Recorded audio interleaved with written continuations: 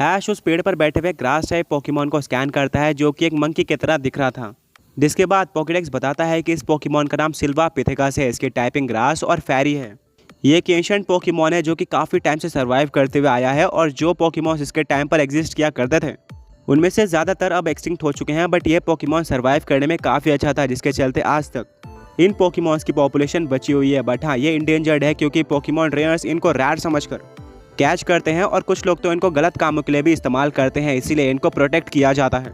मिस्टी कहती है अमेजिंग, इसका मतलब हमारे आंखों के सामने फिलहाल के लिए एक काफ़ी ज़्यादा रैर पोकेमॉन है। ओल्ड मैन कहते हैं उससे भी ज़्यादा अच्छी बात यह है कि इसके केव के अंदर कुछ पोकेमॉन एक्स हैं, यानी कि इनकी पॉपुलेशन यहाँ पर अच्छी होगी। ऐश पोकेडेक्स में आगे भी चेक करता है जहाँ पर बताया जाता है कि एक मिथिकल पोकेमॉन है। ओल्ड मैन कहते हैं कि हमारे पास दो ऑप्शन है, या तो हम इस पोकेमॉन को उसके एग के साथ कैच कर ले, दूसरा हम इसको छोड़ दें। ऐश कहता है कि मेरा अकॉर्डिंग सेकंड ऑप्शन ही बेस्ट होगा, हमें इस पोकेमॉन को उसके हाल पर ही छोड़ देना चाहिए, क्योंकि वैसे भी इनकी पॉपुलेशन काफ़ी कम है। ये पोकेमॉन्स रेयर माने जाते हैं और अगर ये अपने एग को अच्छी तरीके से हैच करने में सफल हो जाते हैं तो ये अच्छी बात होगी, इसलिए हमें इन पोकेमॉन्स को अपने एनवायरनमेंट में छोड़ देना चाहिए। सभी लोग ऐश की बात से एग्री करते हैं। एंड इसी तरह से पूरे के पूरे किंग आइलैंड पर अपने फर्स्ट पोकेमॉन को देखने के बाद ऐश और उसके फ्रेंड्स आगे बढ़ जाते हैं उसको बिना कैच किए हुए। वो डेफिनेटली इस तरह का स्टार्ट तो नहीं चाहते थे, बट उस पोकेमॉन के अच्छाई के लिए उन्होंने उसको कैच करना सही नहीं समझा। वेल आगे बढ़ते हुए उनको पेड़ पर कुछ 2-3 और सिल्वा पिथेकस देखने को मिलते हैं, जो कि एक अमेजिंग मूवमेंट था, क्योंकि 3-4 इतने ज़्यादा रैर पोकेमॉन एक साथ देख लेना काफ़ी ज़्यादा रैर मूवमेंट होता है। एंड ये उस पोकेमॉन के लिए भी अच्छा है। ऐश अपने पोकेडेक्स को निकालता है और कहता है पोकेडेक्स फिलहाल के टाइम पर पोकेमॉन वर्ल्ड में कितने सिल्वा पिथेकस एग्जिस्ट करते हैं। पोकेडेक्स कहता है कि फिलहाल के लिए लगभग 500 सिल्वा पिथेकस पोकेमॉन वर्ल्ड में एग्जिस्ट करते हैं, बट किसी सीक्रेट आइलैंड पर इनकी कुछ पॉपुलेशन पाई जाती है, जैसे कि किंग आइलैंड। यहाँ पर जाना बहुत ज़्यादा मुश्किल है, इसलिए कभी भी इन पोकेमॉन्स को वहाँ पर नहीं गिना गया है। ये पूरी पॉपुलेशन किंग आइलैंड के बाहर की है। ओल्ड मैन कहते हैं वाव, इसका मतलब किंग आइलैंड के सिल्वा पिथेकस को काउंट नहीं किया गया है और हमने अभी तक ऑलरेडी 5 सिल्वा पिथेकस देख लिए हैं, जिसके साथ उसके एग्स भी मौजूद थे। इसका मतलब यहाँ पर इनकी पॉपुलेशन अच्छी है और कम से कम 200 तो होगी मेरे अकॉर्डिंग। यही वो फर्स्ट पोकेमॉन है जो कि हमने यहाँ पर देखे हैं। ऐश कहता है ऑलराइट, ऐसा रैर पोकेमॉन वो भी मिथिकल कैटेगरी का मैं अपने हाथ से जाने नहीं दे सकता। इन पोकेमॉन्स को छोड़ने का कोई भी रीजन नहीं है। पिकाचू अभी थंडरबोल्ट। पिकाचू ट्री के ऊपर थंडरबोल्ट का इस्तेमाल करता है, जिससे उस ट्री पर मौजूद सारे के सारे सिल्वा पिथेकस को डैमेज पड़ता है। एंड अब सारे सिल्वा पिथेकस की नज़र पिकाचू की तरफ आ चुकी थी। मिस्टी कहती है शायद से तुमने गलती कर दी है। अब सारे के सारे सिल्वा पिथेकस मिलकर पिकाचू के ऊपर अटैक करने वाले हैं। ऐश भी अपनी गलती को समझता था, बट अब वो इससे पीछे नहीं हट सकता था। सारे के सारे सिल्वा पिथेकस अपनी अपनी पोजीशन ले लेते हैं।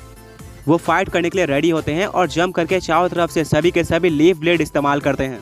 इनमें से 2-3 सिल्वा पिथेकस के अटैक को तो पिकाचू डॉज कर लेता है, पर बाकी बचे हुए 2 सिल्वा पिथेकस अटैक करने में सफल हो जाते हैं। अटैक का डैमेज भी काफ़ी ज़्यादा था, जिसके चलते पिकाचू ज़मीन पर गिर जाता है। ऐश कहता है पिकाचू क्या तुम ठीक हो? पिकाचू दोबारा खड़े हो जाता है और कहता है कि हाँ मैं ठीक हूँ। ऐश के ग्रैंडपा कहते हैं कि पिकाचू के लिए इतने सारे पोकेमॉन्स को अकेले संभालना मुश्किल होगा। ऐश कहता है पिकाचू अभी वोल्ट टैकल का इस्तेमाल करो। ये एक ऐसा अटैक था जो कि पिकाचू सिर्फ और सिर्फ एक ही पोकेमॉन के ऊपर इस्तेमाल कर सकता था। एंड बिल्कुल इसी तरीके से वो एक ही पोकेमॉन की तरफ बढ़ रहा होता है इस अटैक को इस्तेमाल करने के लिए। वो पोकेमॉन काउंटर में लीफ ब्लेड का इस्तेमाल करता है। दोनों अटैक आपस में टकरा जाते हैं और दोनों की पावर लगभग इक्वल होती है, जिससे एक छोटा सा एक्सप्लोजन होता है और किसी भी पोकेमॉन को डैमेज नहीं पड़ता। पर इतने में ही बाकी सारे सिल्वा पिथेकस पिकाचू के ऊपर लीफ स्टॉर्म अटैक का इस्तेमाल करते हैं, जिससे पिकाचू को दोबारा डैमेज पड़ता है। ब्रॉक कहता है ऐश तुम्हें शायद पिकाचू को अभी पोकेबॉल के अंदर वापस ले लेना चाहिए, क्योंकि वो ज़्यादा पोकेमॉन्स को हैंडल नहीं कर सकता। तुम्हें किसी ऐसे पोकेमॉन को भेजना होगा जो कि ज़्यादा पोकेमॉन्स को हैंडल कर पाए। ऐश कहता है कि हाँ तुमने बिल्कुल सही कहा। आगे बढ़ने से पहले पिछले पोके क्विज के विनर्स ये रहे। एंड आज का क्वेश्चन ये है कि वो कौन सा मिथिकल पोकेमॉन है जिनकी पॉपुलेशन 500 बची हुई है। ऐश कहता है पिकाचू अभी वापस आ जाओ। पिकाचू को भी सिचुएशन पता थी, जिसके चलते वो पीछे हट जाता है और ऐश जल्दी से पिकाचू को रिप्लेस कर देता है अपने एक स्ट्रॉन्ग पोकेमॉन साइकिक और ड्रैगन टाइप ड्रैकोनोस से।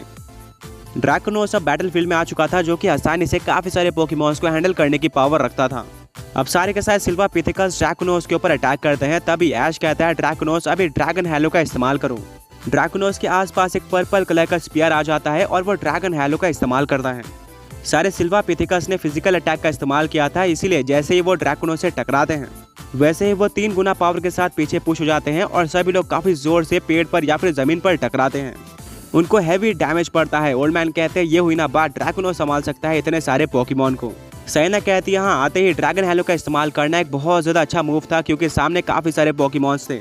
सबने फिजिकल अटैक का इस्तेमाल किया था एंड अगर शुरू में ही ऐश इतने सारे पोकेमॉन्स को कमज़ोर करने में सफल हो जाता है तो आगे ड्रैगोनोस उनको आसानी से हैंडल कर पाएगा। वेल सारे पोकेमॉन्स वीक हो चुके थे पर वो दोबारा खड़े होते हैं एंड इस बार वो स्पेशल अटैक का इस्तेमाल करते हैं, जैसे कि कुछ लीफ स्टॉर्म का, कुछ वाइन वीप का, वहीं पर कुछ रेजर लीफ का। सारे के सारे अटैक ड्रैगोनोस की तरफ बढ़ रहे होते हैं। ऐश कहता है ड्रैगोनोस यहाँ पर ड्रैगन हैलो काम नहीं आएगा, इसीलिए अपने साइकिक पावर्स का इस्तेमाल करो और टेलीपोर्ट करके सारे अटैक डॉज कर लो। ड्रैगोनोस समझ आता है और बिल्कुल एंड मोमेंट पर वो टेलीपोर्ट करके सिल्वा पिथेकस के पीछे आ जाता है। पर ये ट्रिक सारे के सारे सिल्वा पिथेकस नहीं समझ पाते हैं। उनको लगता है कि ड्रैगोनोस अभी भी बीचों बीच था एंड उसको सारे अटैक लगे भी थे। इसी का फायदा उठाते हुए ऐश कहता है ड्रैगोनोस अभी साइकिक अटैक का इस्तेमाल करो। ड्रैगोनोस बिल्कुल ऐसे करता है। उसकी साइकिक पावर्स इतनी ज़्यादा स्ट्रांग थी कि वो एक साथ सारे के सारे पोकेमॉन्स को कंट्रोल कर सकता था। इसीलिए सारे के साथ सिल्वा पिथेकस फ्लोट करना स्टार्ट करते हैं। वो कंफ्यूज होते हैं कि उनके साथ क्या हो रहा है और छूटने के लिए काफ़ी कुछ ट्राई करते हैं बट कुछ भी काम नहीं आ रहा था। ऐश कहता है ड्रैगोनोस बहुत बढ़िया, अब सारे पोकेमॉन्स हमारे कंट्रोल में है। इतने में ही काफ़ी सारे सिल्वा पिथेकस कंट्रोल से बाहर आना स्टार्ट कर देते हैं क्योंकि वो भी कोई वीक पोकेमॉन्स नहीं थे। उनके पास पावर थी साइकिक अटैक को ओवर पावर करने की। बट ऐश कहता है ड्रैगोनोस इससे पहले कि सारे के सारे सिल्वा पिथेकस तुम्हारे साइकिक कंट्रोल से बाहर आए अभी उनको जमीन पर काफी जोर से पटक दो। ड्रैगोनोस बिल्कुल ऐसे करता है जिसे बचे हुए दो सिल्वा पिथेकस काफी जोर से जमीन पर पटके जाते हैं और ऐश कहता है ड्रैगोनोस जल्दी उन दोनों के ऊपर फ्लेम टेम्पेस्ट का इस्तेमाल करो। ड्रैगोनोस बिना किसी टाइम वेस्ट के एक सुपर स्ट्रॉन्ग फायर टाइप का फ्लेम टेम्पेस्ट उन दोनों सिल्वा पिथेकस पर इस्तेमाल कर देता है जो कि उन पर सुपर इफेक्टिव साबित होता है और उनको काफी हैवी डैमेज भी पड़ता है। ऐश मौका देखकर दो एट्रो पोकेबॉल्स बाहर निकालता है और उन दोनों ही सिल्वा पिथेकस के ऊपर फेंक देता है। मिस्टी कहती है कि आखिर ऐश ने दोनों ही पोकेमॉन्स के ऊपर क्यों एट्रो पोकेबॉल का इस्तेमाल किया, उसको तो सिर्फ और सिर्फ एक ही सिल्वा पिथेकस चाहिए था। साइना कहती है शायद इसलिए क्योंकि अगर एक पोकेबॉल फेल हो जाता है तो भी दूसरे के चांसेस होंगे कैच होने के एंड अगर दोनों कैच हो जाते हैं तो ऐश एक को रिलीज कर सकता था। ये पूरी तरह से सेंस बनाता है। वेल दोनों पोकेबॉल शेक हो रहे होते हैं। इसी बीच बाकी बचे हुए तीन सिल्वा पिथेकस शॉक हो जाते हैं अपने पार्टनर्स को जाते हुए देखकर। वो और भी ज्यादा गुस्सा हो जाते हैं और ड्रैगोनोस को छोड़ते नहीं है, वो उसके साथ फाइट कंटिन्यू करते हैं। तभी उन दोनों पोकेबॉल में से एक पोकेबॉल का सिल्वा पिथेकस बाहर आ जाता है। अब ऐश और भी नर्वस हो चुका था क्योंकि अब सिर्फ और सिर्फ एक ही पोकेबॉल में सिल्वा पिथेकस था एंड वो भी बाहर आ जाता है तो ऐश को दोबारा बैटल कंटिन्यू करनी होगी। उसने इस बार तो काफी मुश्किल से दो सिल्वा पिथेकस को टारगेट कर लिया था बट हर बार ये केस नहीं होने वाला है।